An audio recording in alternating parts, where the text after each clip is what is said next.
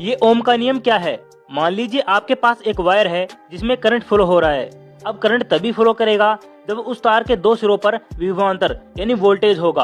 और ओम के नियम के अनुसार किसी भी वायर में बह रही विद्युत धारा विभवांतर के समानुपाती होती है। यानी वोल्टेज बढ़ाएंगे तो विद्युत धारा भी बढ़ेगी और कम करेंगे तो विद्युत धारा भी कम होगी। यहाँ तक तो ठीक था, लेकिन अलग अलग वायर में सेम वोल्टेज पर भी ये विद्युत धारा अलग अलग बहती है। और ये होता है उस तार में हो रहे अवरोध के कारण, जो विद्युत धारा की गति का विरोध करता है, और इसे कहते हैं रेजिस्टेंस यानी प्रतिरोध। तो साफ है कि विद्युत धारा प्रतिरोध के व्युत्क्रमानुपाती होती है।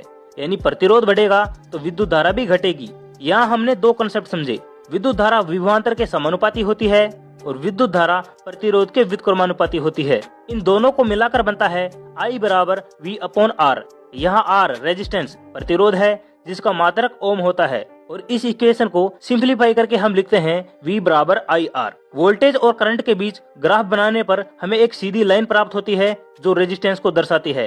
And this is Ohm's law. That's it.